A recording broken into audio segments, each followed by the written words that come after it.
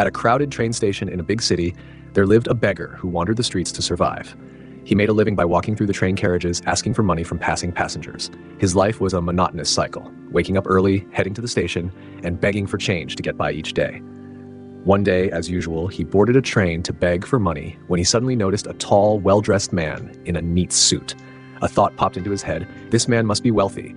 Surely I'll get a good amount from him. So he approached, hand outstretched, asking for a little compassion.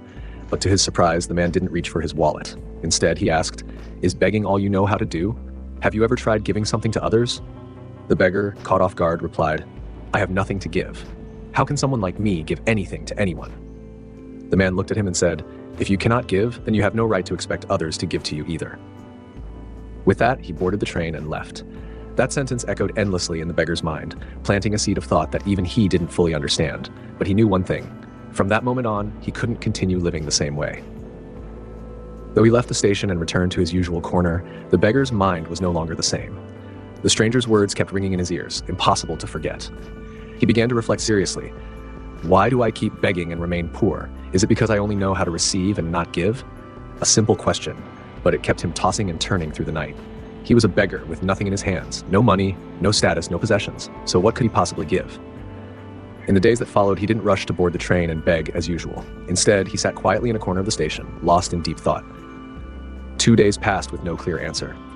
But on the third day, a flash of insight lit up his mind when he noticed some wildflowers blooming beside the railway tracks. They were small, but vibrant and beautiful. He suddenly thought, why don't I pick some of these flowers and give them to those who give me money?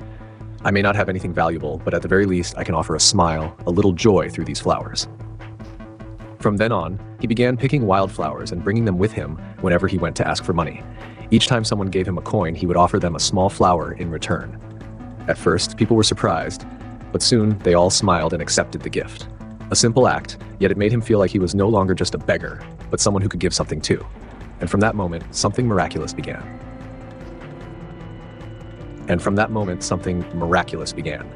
Since he started giving flowers to those who gave him money, the beggar gradually noticed something strange.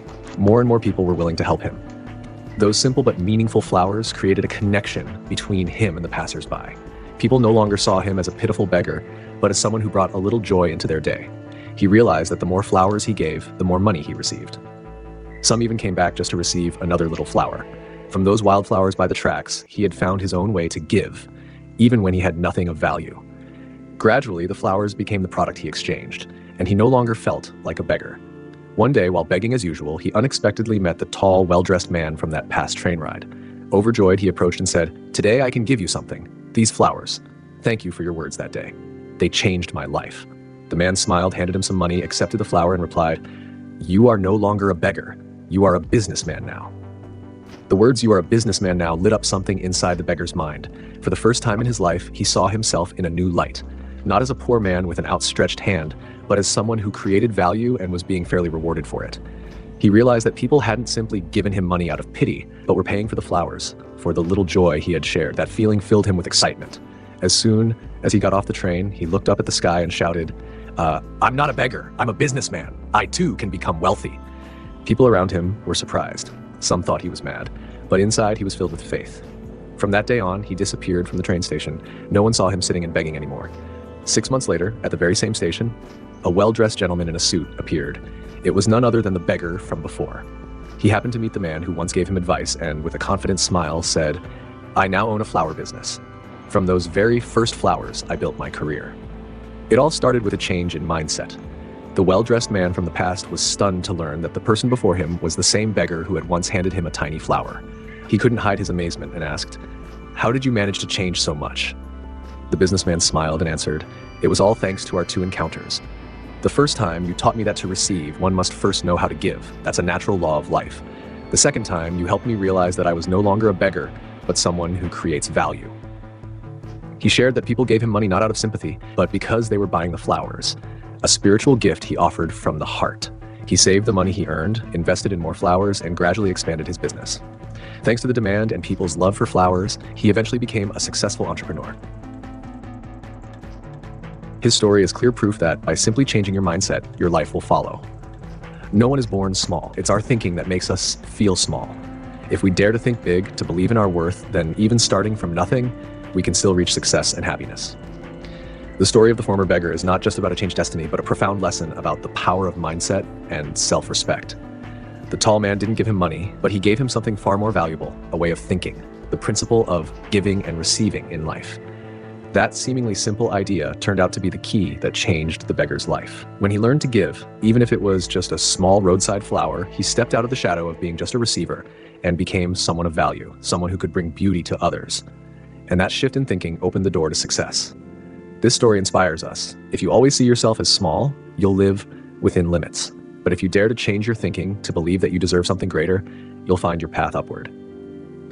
The difference between failure and success sometimes lies in just a single shift in perspective. So start by believing in yourself and being willing to give, because that is the first step toward changing your life.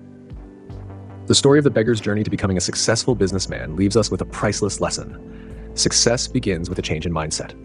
It's not your circumstances or your starting point that defines who you are, but how you see yourself. That beggar lived for years in self-pity, viewing himself as inferior, and so he waited with an open hand for others' mercy. But when he stopped to reflect, when he found a way to give, even something as small as a flower, his life turned a new page. The act of giving didn't just earn him respect from others, but helped him discover his own hidden worth. All of us may be beggars in some aspect of life, lacking love, opportunities, or confidence. But if you dare to look within and change the way you think, you'll realize you are not worthless. Let go of insecurity and start by giving the best you can, because in return, you will receive what you truly deserve. Changing your mindset is the first step toward changing your destiny. Dear friend, after hearing this story, do you still believe your life can't change?